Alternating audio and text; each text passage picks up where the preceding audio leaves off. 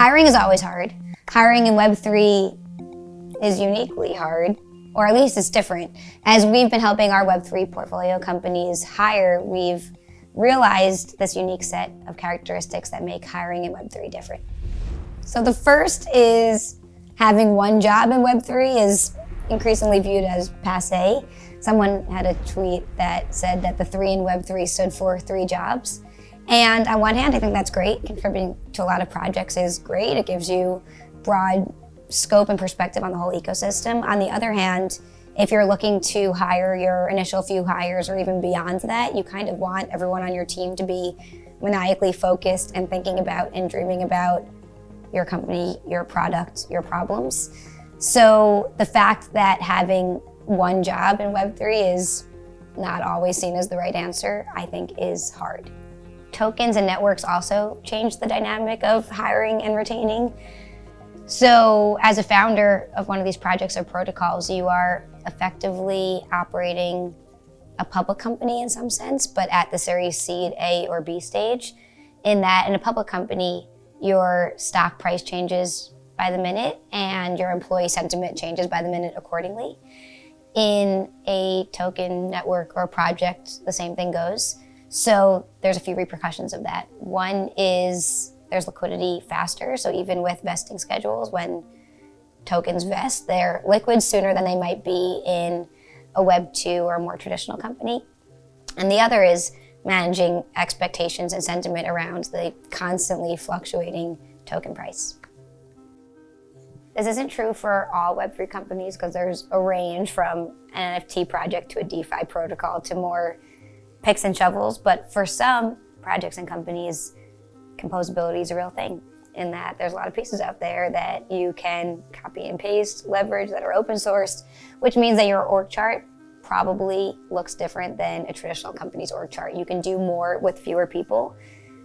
How that impacts recruiting is just that the traditional playbooks don't necessarily apply once again, insofar as who are all of the pieces that you need to achieve the same outcome.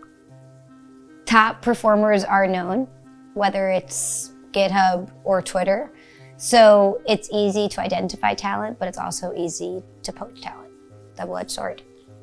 Something else that's challenging about hiring in Web3 is non-developer crypto-literate talent. So developers are hard to hire, they're always hard to hire, but I actually believe that it's harder to find crypto-literate non-technical talent. So whether that is crypto-literate designers or lawyers or accountants or product managers or communications folks, finding people with the variety of skill sets, but also the baseline understanding of Web3 is really challenging.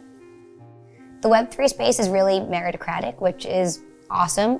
So unlike traditional hiring where potentially recruiters have a list of 10 universities that they target, or even more specifically, 2 majors within 10 universities that they target, Web3 hires can come from anywhere around the world and they can be 14 or 74. And that's great, but you just have this whole ocean to boil from a recruiting perspective, which is a unique challenge. Another example is finding the right balance between classical training and being open-minded to this new world. So it's kind of like a Goldilocks problem where Web3 requires skills from the before times, whether that is good product thinking or how to write code with good quality. But at the same time, you need to have this open mind for things that haven't been done before. So finding the right balance between someone who is classically trained in a variety of skill sets, but is also open-minded to this new world and willing to throw some things out the window is really important.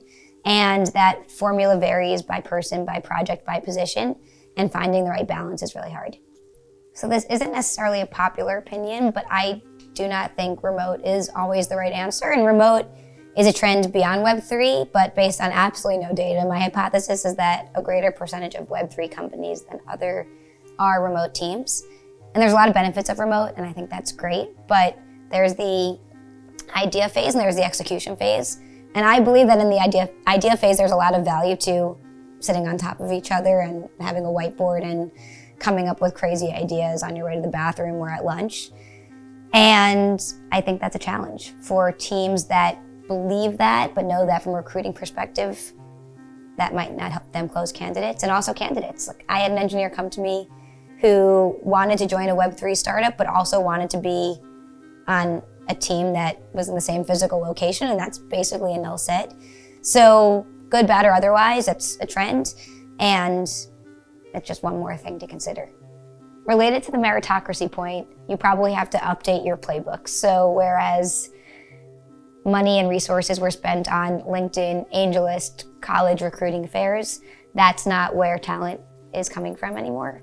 So now it's Discord, Twitter, hackathons, conferences, and it's just different.